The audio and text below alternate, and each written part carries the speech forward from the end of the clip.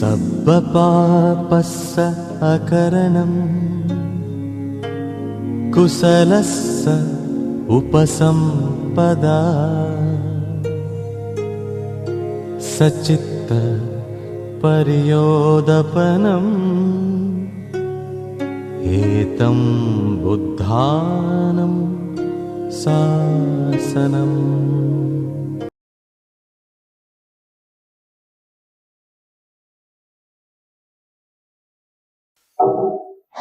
परमपूज्य बोधिसत्व डॉक्टर बाबासाहेब आंबेडकर बुद्ध धम्म संघ या 3 रत्नाला त्रिवार वंदन। उपस्थित असलेले सर्व श्रद्धा संपन्न उपासक उपासिका आपल्या सर्वांसाठी मंगलमैत्री आशीर्वाद व्यक्त करतो।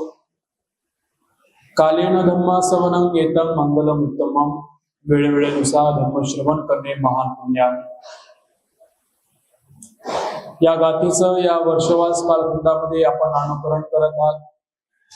रोज श्रद्धायुक्त चित्ताने बुद्ध विहारामध्ये येऊन तथागतांची वाणी अर्थात धम्मश्रवण करून महान पुण्य प्राप्त करत आहात। तथागतांचा धम्म मनुष्याला जीवन जगण्याची कला शिकवितो, जीवन जगण्याचा आधार बनतो, सुखाची भाषा शिकवितो, सुगतीचा मार्ग दाखवितो आणि एवढंच नाही तर दुःखातून मुक्तीची अवस्था निर्वाण अवस्था सुद्धा प्राप्त करून देतात। त्या तथागतांच्या धम्म मार्गावरती जो व्यक्ती चालतो तो व्यक्ती कधी दुर्गतीला प्राप्त होत नाही। तथागतांचा धम्म अर्थात मध्यम मार्ग, विशुद्धी भंग, शील समाधी प्रज्ञा, आर्य अष्टांग मार्ग हा तथागतांचा एकमेव मार्ग आहे। या मार्गाने गेल्यानंतर मनुष्याला चक्षु उत्पन्न होतो, ज्ञान उत्पन्न होते, प्रज्ञा उत्पन्न होते, अभिज्ञा उत्पन्न होतात, विकारांचं उपशमन होते आणि जगातलं सर्वात सुंदर सुख निर्वाण अवस्था सुद्धा प्राप्त होते। सगळ्या भवचक्रातून तो मुक्त होतो। हा एकच मार्ग आहे। ज्या व्यक्तीला वाटत असेल की त्याला दुःखातून मुक्त व्हायचं आहे परिपूर्ण, तर त्याला याच मार्गाने जावं लागेल, दुसरा मार्ग नाही। संसारामध्ये जे पण लोक बोधिसत्व बनतात, बोधिसत्व बनल्यानंतर पारमिता पूर्ण करून बुद्ध बनतात। जेवढेही बुद्ध बनलेले आहेत, 28 बुद्ध या संसारात होऊन गेले, त्या सर्व बुद्धांचा हाच मार्ग आहे, एकमेव मार्ग, मध्यम मार्ग। संसारात जेव्हा पण बोधिसत्व बुद्ध बनतो तेव्हा ते या 4 आर्य सत्याला प्रकाशित करतात। हे अंतिम सत्य आहे। हे सत्य ज्या व्यक्तीला कळालं आणि दुःख मुक्तीचा मार्ग समजला, त्याचं जीवन, त्याची वाटचाल मध्यम मार्गाकडे वळत असतं। त्याचं जीवनच मध्यम मार्गाला पकडून असतं। मध्यम मार्ग 2 टोकांपासून दूर असलेला मार्ग। एक काम सुखामध्ये लिप्त राहणे, या गोष्टी टाळणे, आणि दुसरा कठीण तपश्चर्या केल्यानंतरच माणसाला मोक्ष मिळतो, ही मिथ्या दृष्टी दूर करणे। या दोन्ही गोष्टींना टाळून मधला मार्ग आहे। मधला मार्ग शील समाधी प्रज्ञा, आर्य अष्टांग मार्ग। आर्य अष्टांग मार्ग त्यामध्ये 8 पायऱ्या आहेत। सम्यक दृष्टी, सम्यक संकल्प ही प्रज्ञेच्या 2 पायऱ्या, सम्यक वाचा, सम्यक कर्म, सम्यक आजीविका या शीलाच्या 3 पायऱ्या, सम्यक स्मृती, सम्यक व्यायाम, सम्यक समाधी या साधनेच्या 3 पायऱ्या। 8 पायऱ्यांनी हा आर्य अष्टांग मार्ग बनतो। त्यामध्ये दुःख आर्य सत्यामध्ये 12 प्रकार येतात। जन्म, आजारपण, म्हातारपण, मृत्यू, प्रियाचा वियोग, अप्रियाचा सहवास, इच्छा पूर्ण न होणे अर्थात 5 उपादान स्कंध, नामरूप, वेदना, संज्ञा आणि संस्कार या 12 प्रकारे माणसाच्या आयुष्यामध्ये दुःख येते। दुःखाच्या 12 कड्या आहेत। ज्याच्यापासून दुःख निर्माण होते त्या दुःखांचा समुदाय 3 त्याच्या कड्या, काम तृष्णा, भव तृष्णा, विभव तृष्णा। जिथे दुःखाचा अंत होतो, दुःख समाप्त होते, भवचक्र थांबते, ती अवस्था म्हणजे निर्वाण अवस्था, ती एक कडी। आणि दुःख समुदाय निरोधगामिनी प्रतिपदा मार्ग, ज्या मार्गाने गेल्यानंतर निर्वाण अवस्था प्राप्त होते त्या 8 कड्या. अशा टोटल 24 कड्यांनी हा आर्य सत्य तयार झालेला आहे. जे आपण धम्मचक्र चिन्ह बघतो त्या चिन्हामध्ये ज्या आर्या आहेत त्या 4 आर्य सत्याला पकडून आहे आणि 4 आर्य सत्यामध्ये 24 कड्या आहेत आणि धम्मचक्रामध्ये सुद्धा 24 त्या आर्या आहेत. 24 आर्यांनी धम्मचक्र निर्माण झालेलं आहे आणि ते धम्मचक्र या संसारामध्ये नेहमीसाठी अस्तित्व राहतं. म्हणून भगवान बुद्धाचा धम्म हा सनातन आहे, कधी नष्ट न होण्याचा हा धम्म आहे, कधी नष्ट होत नाही.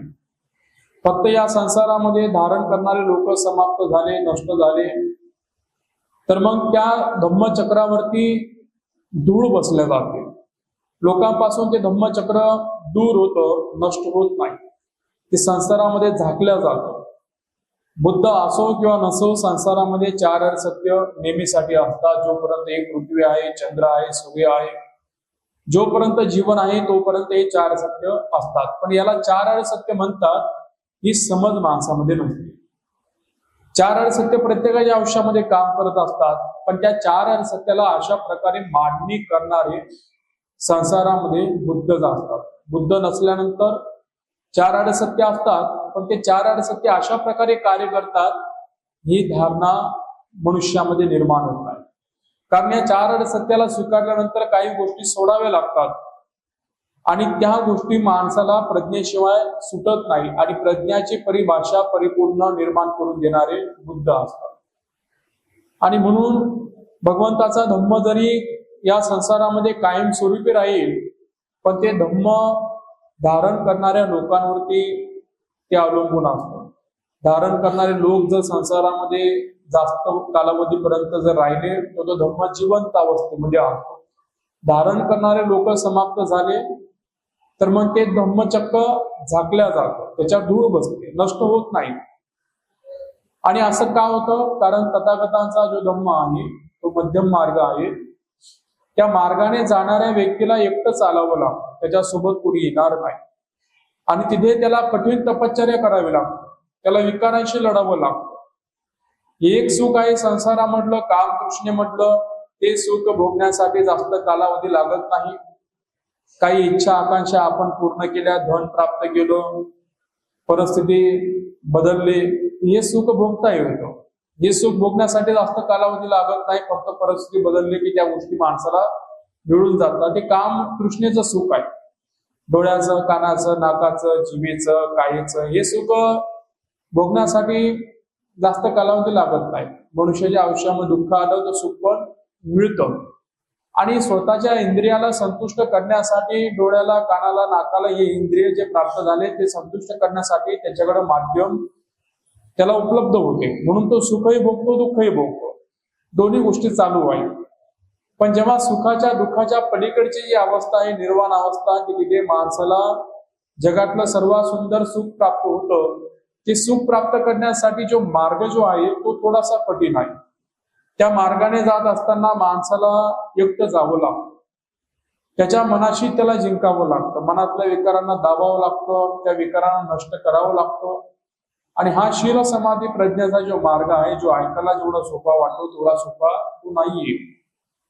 त्याच्याकरता माणसाला खूप दान, खूप श्रद्धा, खूप शील, खूप साधना, खूप प्रज्ञा या 5ही अंगाला पूर्ण करावं लागतं. जेव्हा त्याचे पुण्यधर्म मजबूत होतील, श्रद्धाभाव पूर्ण होईल, शील परिपक्व होईल, साधनेचे विषय चांगल्या प्रकारे समजू लागतील आणि प्रज्ञा विकसित होईल, तर तो या मध्यम मार्गामध्ये प्रवेश करू शकतो, निर्वाण अवस्थेला पोहोचू शकतो.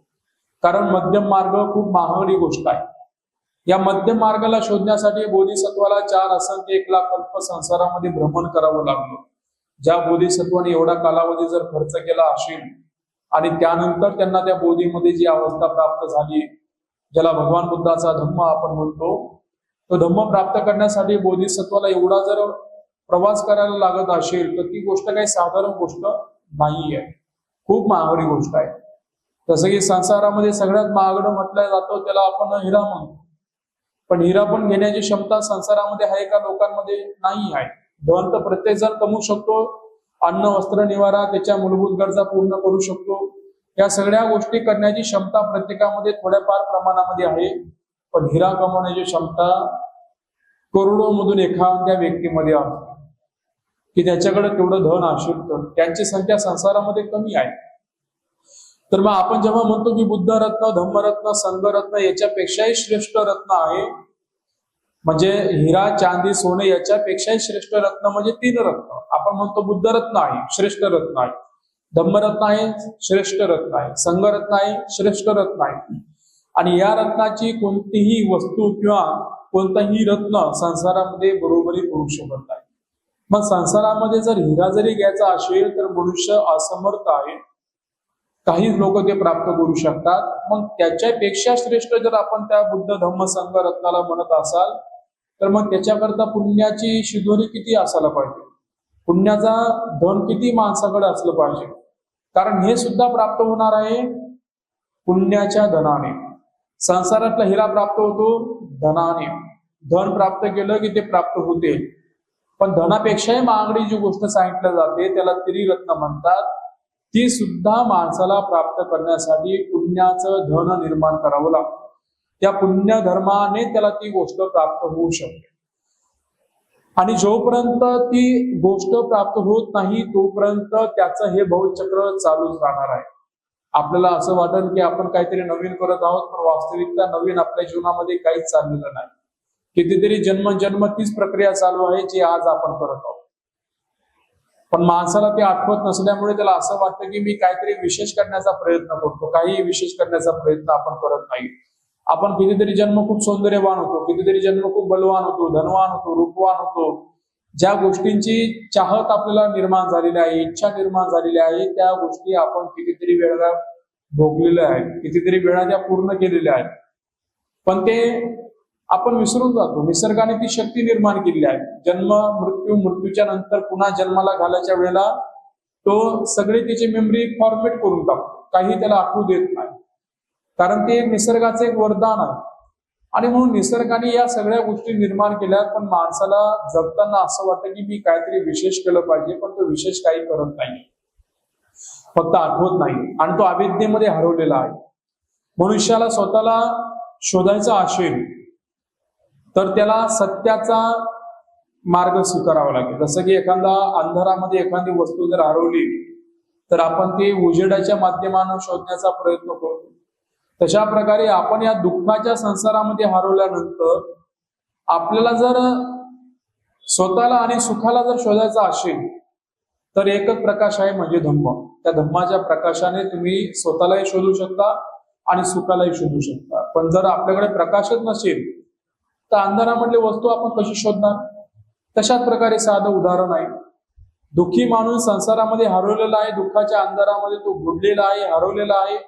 आणि त्याला जर त्या दुःखाच्या महासागरामध्ये जर सुखाला शोधायचा असेल, स्वतःला शोधायचा असेल तर त्याच्याकडे धम्माचा प्रकाश असणं खूप अनिवार्य आहे. आणि जर त्याच्याकडे नसेल तर तो किती जरी प्रयत्न करेल तरी तो ती गोष्ट शोधू शकणार नाही. म्हणून संसारामध्ये प्रत्येक सत्व हरवलेला आहे.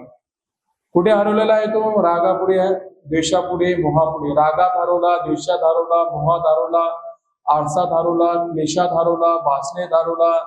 अशा कितीतरी गोष्टी आहेत की त्या माणसाच्या मनात असतात आणि तो हरवला जातो.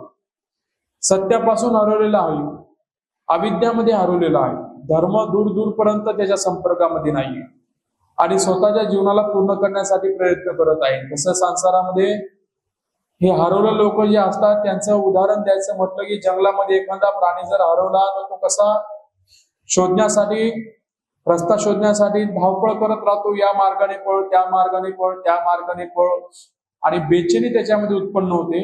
तशा प्रकारे संसारात प्रत्येक सत्व हरवला आणि सुखाचा मार्ग शोधण्यासाठी बेचैन झालेला आहे. कोणी या मार्गाने पळते, कोणी त्या मार्गाने पळते, कोणी त्या मार्गाने पळते. कोणाला वाटतं हे करून बघतो, कोणाला वाटतं ते करून बघतो, कोणाला वाटतं असं करून बघितलं पाहिजे, तसं करून बघितलं पाहिजे. कोणाला वाटतं की धन कमवून बघितलं पाहिजे, कोणाला वाटतं मान सन्मान कमवून बघितलं पाहिजे, कोणाला वाटतं की खूप काही घर जमीन कमवून बघितली पाहिजे, कोणाला वाटतं की बाबा सन्मानच कमवला पाहिजे. अशा वेगवेगळ्या गोष्टी आहेत. त्या इच्छा पूर्ण केल्यानंतर काहीतरी माझ्या वाटेला येईल असं त्याला वाटतं, पण तो हरवलेला आहे. आणि हरवल्यानंतर जर त्याला सत्य शोधायचं असेल तर दुसरा पर्याय नाही, एकच मार्ग आहे, तो म्हणजे तथागतांचा धम्म.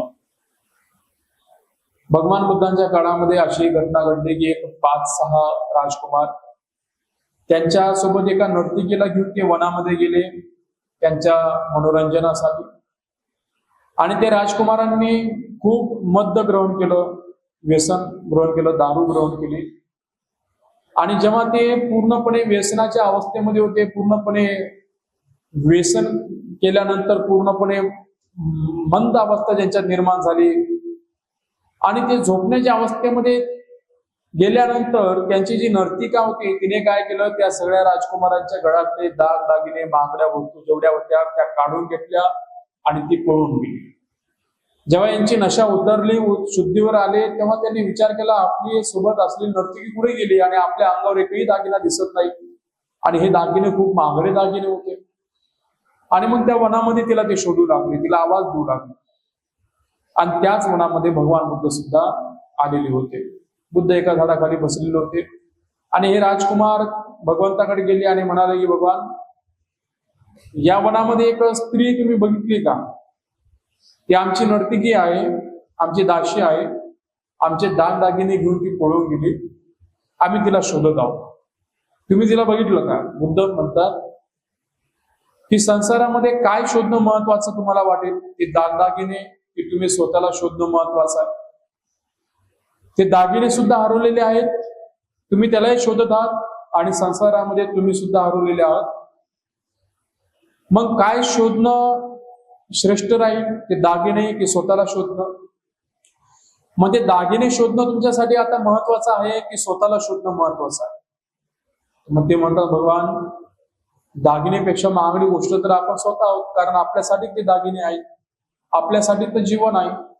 आणि या वास्तविक जीवनामध्ये जर मनुष्य जर हरवलेला असेल तर त्याला स्वतःला शोधण्यापेक्षा श्रेष्ठ गोष्ट कोणती असू शकते? आणि मग भगवान बुद्ध सांगतात की ते दागिने जे नेलेले आहेत ते मोठं नुकसान नाही आहे, ते आज ना उद्या तुम्ही प्राप्त करून घेसाल. पण जर तुम्ही स्वतःच्या दुनियामध्ये जर हरवलात, या रागा द्वेषा मोहात जर हरवलात, तर तुम्हाला अनेक जन्म या संसारामध्ये प्रवास करावा लागेल आणि तुम्ही स्वतःला कधी शोधू शकणार नाही. आणि म्हणून तुमच्यासाठी हीच गोष्ट सर्वात महत्वाची आहे की तुम्ही स्वतःला शोधा. भगवान बुद्धांनी त्यांना धर्म सांगितला, त्यांच्यामध्ये धर्मचक्षु उत्पन्न झाले आणि ते श्रोतापन्न अवस्थेमध्ये गेले. आणि मग दुःखाच्या अंधकारामध्ये त्यांनी सुखाला शोधलं. एकीकडे दागिने शोधण्यासाठी ते निघाले होते, पण रस्त्यामध्ये बुद्ध भेटले आणि बुद्धांनी त्यांना सत्य सापडून दिलं. धम्म त्यांना मिळाला आणि त्या धम्माच्या आधाराने ते त्यांच्या दुःखातून बाहेर पडू शकले आणि सुखाला प्राप्त करू शकले.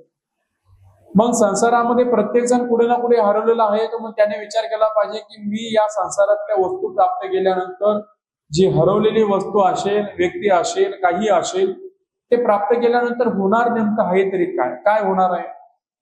जसं की आपण विचार करतो की अशी गोष्ट झाली, तशी गोष्ट झाल्यानंतर होणार काय नेमकं? जसं गरीब माणूस आहे, श्रीमंत झाला, काय होणार आहे श्रीमंत झाल्यानंतर? अन्न वस्त्र निवारामध्ये काहीतरी बदल होईल, राहण्यामध्ये काहीतरी बदल होईल, 4 लोकांमध्ये सन्मान मिळेल, एवढं काही होऊ शकतं. पण 4 आणि सत्य काय बदलणार आहेत का? दुःख आणि सत्य काय बदलणार आहे का? श्रीमंत झाल्यानंतर ते म्हणणार आहे का मी तुला म्हातारपण देणार नाही, आजारपण देणार नाही, मृत्यू देणार नाही, तुझे प्रिय लोक आयुष्यभर तुझ्या सोबतच ठेवील, अप्रिय लोक तुझ्यापासून दूर ठेवील किंवा तुझ्या सगळ्या इच्छा पूर्ण करतच राहील, असं काही वरदान देणार आहे का श्रीमंती माणसाला चांगलं जीवन देऊ शकते, पण परिपूर्णता नाही देऊ शकत. मग एखाद्या माणसाला ते वाटतं की असं काहीतरी घडल्यानंतर काय होणार आहे? जसं की एखाद्या व्यक्तीला वाटतं की चांगल्या प्रकारची नोकरी प्राप्त झाल्यानंतर काय होणार आहे? नोकरी प्राप्त झाल्यानंतर त्याची सॅलरी वाढेल. 10,000 कमवत होता तर चांगली नोकरी प्राप्त झाली ती 1 लाख कमवेल, 5 लाख कमवेल, सन्मान मिळेल. पण ते तिथेही गेल्यानंतर तो दुःखातून मुक्त होईल अशी काही गॅरंटी आहे का? मग एखाद्या व्यक्तीला वाटतं की वस्तू जर प्राप्त केली ती नाहीये, ती प्राप्त करूया आणि केली मी प्राप्त, तर काय होणार आहे? मग एखाद्या व्यक्तीला असं वाटतं की एखादी व्यक्ती माझ्या इच्छेनुसार वागत असेल तर बरं होईल आणि वागली समजा, तर मग होणार काय आहे? जे काही आपल्याला वाटतं त्या सगळ्या गोष्टी जर पूर्ण जरी झाल्या तर काय होणार आहे? फक्त माणसाला समाधान एवढं वाटेल की माझ्या इच्छेनुसार सगळ्या गोष्टी झाल्या. पण तुमच्या इच्छेनुसार निसर्ग नाही निर्माण केलेला. तुमच्या इच्छेनुसार निसर्ग चालत नाही. निसर्गाने तुम्हाला निर्माण केलेला आहे. निसर्गाचा तुम्ही एक छोटासा कण आहात आणि निसर्गाचं अस्तित्व खूप मोठं अस्तित्व आहे. आणि माणसाला असं वाटतं की सगळ्या गोष्टी प्राप्त झाल्या तर बरं होईल. सगळ्या गोष्टी प्राप्त करणं चांगलं आहे, त्याच्यामध्ये वाईट नाहीये. नाही तर निराशावाद निर्माण होऊ शकतो. भगवान बुद्ध म्हणतात या सगळ्या गोष्टी आयुष्यामध्ये असणं महत्वाचं आहे. परिवार असणं, धन असणं, मान असणं, या गोष्टी जगण्यासाठी पाहिजेत. या चांगल्या गोष्टी आहेत, त्या कमवल्या पाहिजेत. पण त्या सगळ्या कमवल्यानंतर मी परिपूर्ण होईल ही जर धारणा जर असेल तर तो मनुष्य हरवलेला आहे. कुठे हरवलेला आहे? संसारामध्ये हरवलेला आहे. तसं जर असतं तर मोठे मोठे राजा लोकांना बौद्ध धर्माची गरज पडली नसते. ते बुद्धाला शरण गेले नसते. बोधिसत्वाला गृहत्याग करण्याची गरज पडली नसते. कारण संसारातल्या सगळ्या वस्तू त्यांच्याकडे होत्या. सगळ्या गोष्टी होत्या की जे साधारण माणसाची इच्छा आहे की हे सगळं प्राप्त केल्यानंतर मी सुखी होईल, त्या सगळ्या गोष्टी त्यांच्याकडे पहिल्याच ऑलरेडी होत्या. मग त्यांना ते त्यागाची काय गरज पडली? कारण ते असल्यानंतर त्यांचं जीवन ते चांगल्या प्रकारे जगू शकत होते. पण ते दुःखाला मुक्त नव्हते करू शकत. दुःखातून स्वतःला मुक्त नव्हते करू शकत. प्रिय लोकांना दुःखातून मुक्त नव्हते करू शकत. प्रजेला दुःखातून मुक्त नव्हते करू शकत. फक्त सुख भोगू शकत होते. फक्त सुख भोगणे हाच प्रश्न नाही, तर त्याच्यासोबत दुःखही आयुष्यामध्ये येऊ नये, दुःखही उत्पन्न होऊ नये हा पण महत्वाचा प्रश्न आहे. आणि सुखाला बालक सुद्धा पचू शकतो, दुःखाला विद्वान माणूस सुद्धा पचू शकत नाही. दुःख पचवण्यासाठी माणसाला खूप मोठी शक्ती पाहिजे. सुख कोणीही पचू शकतं. लहान लेकरू सुखाला पचू शकतं, म्हातारा व्यक्ती सुखाला पचू शकतो, येडा व्यक्ती सुखाला पचू शकतो. दुःखाला पचवण्याची ताकद आहे का? वाटेला दुःख आलं तर पचू शकता असं वाटतं का आपण पचू शकतो? ज्याच्या वाटेला येईल तेव्हा त्याला कळेल की दुःख कसं असतं, किती महागडं असतं. दुःख एवढं महागडं आहे संसारामध्ये की त्याच्यापेक्षा काहीच महाग नाही. आणि काहीच वेदना म्हणजे एवढी भयानक ती वेदना आहे की तिच्या समान दुसरी वेदना नाही. दुःखाची वेदना खूप महाग आहे, खूप पॉवरफुल आहे. सुखाची वेदना कमी आहे, दुःख महागात आहे. मग दुःख आल्यानंतर चांगल्या चांगल्या लोकांना सुद्धा ते पचवता येत नाही. विद्वान लोकांना सुद्धा पचवता येत नाही. त्याच्या पुढे त्याला गुडघे टेकावेच लागतात. आणि म्हणून तो प्रश्न त्यांचा होता की सुख आहे तोपर्यंत प्रश्न नाही, सुख समाप्त झाल्यानंतर दुःख आल्यानंतर करायचं काय? आणि संसारामध्ये सगळीच जण दुःखी दिसतात, फक्त दुःखाचं रूप वेगवेगळं दिसतं. मग त्यांनी ते शोधून काढलं सत्य धर्म. आणि त्यांच्या लक्षात आलं की संसार जोपर्यंत असेल तोपर्यंत हे आर्य सत्य असते. आणि मग त्यांनी हजारो लोकांना, जे भटकलेले लोक होते संसारामध्ये, त्यांच्याकडे हा धम्माचं ज्ञान नेऊन त्यांना तो धम्म समजावून सांगून त्यांना त्या भटकंतीपासून दूर केलं. आजही संसारामध्ये लोक भटकलेले आहेत. लोक विधी करतात, पूजापाठ करतात, त्याच्या पाठीमागे सुद्धा काय भार आहे? मी सुखी नाही, मला सुख पाहिजे. तोच आहे ना. देवाला मानण्याचा हेतू काय? पूजापाठ करण्याचा हेतू काय? जेवढे काही कार्य करण्याचा हेतू काय? की येणं या गोष्टी केल्यानंतर मी काहीतरी सुख प्राप्त करेल. पण तुमचा रस्ता जर चुकीचा जर असेल तर तुम्ही कितीही प्रवास करा, तुम्ही पोहोचू शकत नाही. तुम्हाला जायचं पूर्व दिशेने आणि उत्तर दिशेने तुम्ही वाटचाल करताय. मग तुम्ही हजारो किलोमीटर लांब चाला की 1 लाख किलोमीटर लांब चाला की 1 करोड किलोमीटर लांब चाला, जेवढं चालू शकता तुमच्या अंगात ताकद आहे तेवढं चाला, तुम्ही कधीही पोहोचू शकणार नाही. कारण दिशा चुकीची झालेली आहे. आणि योग्य मार्गाने तुम्ही कमी पावले जरी चाललात तरी तुमच्या वाटेला काहीतरी श्रेष्ठ येऊन जाईल. आणि चुकीच्या रस्त्याने तुम्ही कितीही किलोमीटर लांब चाललात तरीही तुमच्या वाटेला ते येणार नाही ज्याची तुम्ही अपेक्षा करता. आणि मग योग्य मार्ग कोणता आहे संसारामध्ये? फक्त बुद्धांचा. बुद्धाच्या व्यतिरिक्त बाकीचे सगळे मार्ग, सगळे विचार मिथ्या दृष्टीमध्ये आहेत. त्या रस्त्यामध्ये थोडंफार प्रमाणात सुख मिळेल. जसं की तुम्ही बुद्ध विषय मानत नसाल, बुद्ध धर्म मानत नसाल, तुम्ही बाकीच्या कोणत्याही विधी करा, त्याच्यात थोडंफार तुम्हाला सुख मिळेल. कोणत्याही महाराजाकडे जा, काहीतरी तुम्ही ज्ञान घ्या त्यांच्याकडून, ते थोडंफार प्रमाणात तुम्हाला आनंद देईल, थोडंफार जीवनात तुमच्या काहीतरी बदल आणून देईल. प्रत्येक संप्रदायातल्या व्यक्तीकडे जा, तिथे काहीतरी चांगलं भेटेल तुम्हाला, पण ते परिपूर्ण नाही करू शकणार तुम्हाला. आणि आपल्याला परिपूर्ण होण्यासाठी योग्य ज्ञान पाहिजे, योग्य रस्ता पाहिजे. तुम्ही कोणत्याही रस्त्याने चाला, काहीतरी मिळून जाईल तुम्हाला. कारण प्रत्येक दिशेमध्ये काही ना काही ठेवलेलं आहे. प्रत्येक संप्रदायामध्ये काही ना काही पॉझिटिव्ह एनर्जी आहे. पण तेवढी एनर्जी फक्त सुखाचं कारण बनू शकते, मुक्तीचं कारण नाही बनू शकत. आणि मुक्तीचं कारण बनण्यासाठी परिपूर्णच रस्ता पाहिजे, आणि परिपूर्ण रस्ता बुद्धाच्या व्यतिरिक्त दुसऱ्या कोणत्याही संप्रदायामध्ये माणसाला भेटू शकत नाही. बाकीचे लोक जो विचार करतात सुख आणि सुगती परता विचार करतात. सगळ्या संसारातली धारणा आहे सुख आणि सुगती, त्याच्या पलीकडे त्यांची दृष्टी नाहीये. कुठे जा एक सुखाची भाषा केली जाईल, नाहीतर मेल्यानंतर कुठेतरी सुगतीत जासा, स्वर्गात जासा त्याची भाषा केली जाईल. एक तर सुखाची भाषा किंवा सुगतीची भाषा. जगात पहिले गुरु म्हणजे बुद्ध आहेत की त्यांनी मुक्तीची भाषा केलेली आहे. मुक्तीची भाषा म्हणजे काय की सुख आणि सुगती याच्या पलीकडचं दिशा, जिथं सुखही नाही सुगतीही नाही त्याच्या पलीकडची अवस्था म्हणजे मुक्ती. आतापर्यंत धारणा आहे सुख पाहिजे सुगती पाहिजे. बुद्धांनी काय शिकवलं? मुक्ती.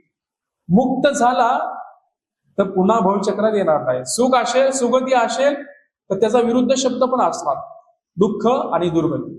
सुख आहे तर दुःख आहे, सुगती आहे तर दुर्गती आहे. पण बुद्धांनी काय शिकवली? मुक्ती. मुक्ती आहे तर तिथे सुखही नाही सुगतीही नाही दुःखही नाही दुर्गतीही नाही, तिथे शून्य होऊन जातो. तिथं भवचक्रच नाही, जन्मही नाही मृत्यू नाही. जन्म नाही तर काया नाही, काया नाही तर म्हातारपण नाही, आजार पण नाही, मृत्यू नाही. मन नाही तर वेदना नाही. प्रियाचा वियोग होणे काय, अप्रियाचा सहवास होणे काय, इच्छा पूर्ण होणे न काय, जे काही मनाचा स्वभाव आहे वेदना उत्पन्न करणे, मनस्ताप उत्पन्न करणे, त्या सगळ्या गोष्टी उत्पन्न होणार नाही. म्हणून बुद्ध जे सांगतात ते सगळ्यांच्या पलीकडचं आहे. म्हणजे बुद्धांनी जी मुक्तीची भाषा केली, निर्वाणाची भाषा, ती या सगळ्यांच्या पलीकडची भाषा आहे. आणि तिथपर्यंत माणसाची बुद्धी पोहोचत नाही. त्याच्याकरता माणसाला बुद्धाच्या धम्माचाच आधार घ्यावा लागतो. भगवान बुद्धाच्या धम्माच्या व्यतिरिक्त ती प्रज्ञा दुसऱ्या कोणत्याही संप्रदायामध्ये परिपूर्ण नाही आहे. म्हणून बुद्ध सगळ्यांना मिथ्या दृष्टीमध्ये पडलेले म्हणतात, कारण ते पण हरवलेले आहेत. म्हणजे जसं की एखाद्या अंधारामध्ये चांदी, सोनं, हिरा या 3 वस्तू हरवलेल्या आहेत. मग जसं की एखादा व्यक्ती जर बुद्धांच्या मार्गाने चालत असेल तर तो तिथं जर शोधत असेल तर त्याला चांदी सापडो का ना सापडो, सोनं सापडो का ना सापडो, त्याच्या वाटेला हिरा येऊन जाईल. कारण जगात सगळ्यात महागडी काय? हिराच आहे. पण जर बुद्धांच्या मार्गाने जर नाही गेला आणि दुसरीकडे काहीतरी सापडण्याचा प्रयत्न करत असेल तर चांदी समान सापडू शकते, सोन्या समान सापडू शकते, पण हिऱ्या समान गोष्ट त्याला सापडू शकणार नाही. कारण ती शोधण्यासाठी एकच मार्ग आहे, मध्यम मार्ग. आणि हा मार्ग बोधिसत्वाला खूप कष्टाने प्राप्त करावा लागतो. मग आपण सुद्धा संसारामध्ये हरवलोत का? आपण कुठे हरवलो? कोणत्या दुनियामध्ये हरवलो? आपल्या मनामध्ये डोकून बघितल्यानंतर आपलं मन कोणत्या गोष्टीमध्ये रमतं? रागामध्ये, द्वेषामध्ये, मोहामध्ये. आपल्या जीवनाकडे बघितल्यानंतर आपण आपल्या जीवनामध्ये काय करतोय? मग काय आपलं जीवन काय फक्त परिवारापुरतच मर्यादित आहे का? मी भला माझा परिवार भला एवढी धारणा बनली का? अशी धारणा अशी तुम्ही पण हरवलेला आहात. मग फक्त मी इच्छा पूर्ण करण्यासाठी जीवन जगतो का? असं जर असेल तर तुम्ही पण हरवलेला आहात. मग तुम्हाला वाटत असेल की घर बांधतो, शेती वगैरे निर्माण करतो, काहीतरी बिझनेस करतो म्हणजे मी परिपूर्ण सुखी होऊन जाईन, मग पुढे मला काही करायची गरज नाही. असं जर असेल तो व्यक्ती सुद्धा संसारामध्ये हरवलेला आहे. या सगळ्या गोष्टी संसार जगण्यासाठी पाहिजेत, पण परिपूर्ण होण्यासाठी एकच गोष्ट पाहिजे, धम्म. मग तुम्ही सगळं करत आहात, मग तुम्ही धन कमवत आहात, सोबत धम्म ठेवत आहात. तुम्ही मी भला माझा परिवार भला अशी धारणा सोडून स्वतःच्या परिवारासाठी जगत आहात आणि समाज कार्यामध्ये सुद्धा गुंतलेले आहात, तर समजून घ्या तुम्ही योग्य मार्गाने आहात. जर तुम्ही दान, श्रद्धा, शील, समाधी, प्रज्ञेला पकडून जीवन जगत आहात तर समजून घ्या तुम्ही योग्य मार्गाने आहात. आणि जो व्यक्ती योग्य मार्गाने राहील, या मार्गाने चालेल, तो शुद्धीवर येईल आणि त्याला योग्य मार्ग सापडेल, भगवान बुद्धाचा मार्ग, मध्यम मार्ग. आणि या मार्गाने तो सुखही जीवन जगू शकतो, सुगतीलाही पोहोचू शकतो आणि मुक्तीला सुद्धा प्राप्त होऊ शकतो. म्हणून प्रत्येकाने आपल्या चित्तामध्ये बघावं, आपण हरवलेलो आहोत का? हरवलेले जर असाल तर शुद्धीवर आणण्याचा स्वतःला प्रयत्न करा, मरणानुसती करा. मृत्यू जीवनातलं सत्य आहे, हे सत्य आलं की सगळं सोडून जावं लागेल. माझं या जीवनामध्ये म्हणण्यासारखं काही नाही, मी नाही, माझं नाही, ही अविद्या आहे. संसारामध्ये व्यक्ती, वस्तू हे सगळं काही माझं आहे, ही अविद्या आहे. मी संसारामध्ये नेहमीसाठी आलो असं समजणं सुद्धा अविद्या आहे. वास्तविक सत्यता ही आहे जन्म मृत्यू, आणि मृत्यू होत नाही तोपर्यंत जीवन आहे, जोपर्यंत जीवन आहे तोपर्यंत धर्माशी पकडून मला जगायचं आहे. एवढं जरी तुम्हाला कळालं तर समजून घ्या तुमच्या आयुष्यामध्ये धर्माचा प्रकाश निर्माण झालेला आहे, आणि त्या प्रकाशाच्या आधाराने तुम्ही सुखही शोधू शकता, सुगतीही शोधू शकता, आणि मुक्ती सुद्धा शोधू शकता, जेवढी तुमची क्षमता असेल. तशा प्रकारे हा भगवान बुद्धाचा सुंदर धर्म आहे. आशा करतो नक्की तुम्हाला दोन गोष्टी कळाल्या असतील. सर्वांचं मंगल हो, सर्वांचं कल्याण हो, सर्वांना आयु वर्ण सुख बल प्राप्त हो, अशी मंगल कामना मंगल मैत्री व्यक्त करतो. विजय धर्म प्रवचनाला पूर्ण विराम देतो. साधू साधू साधू.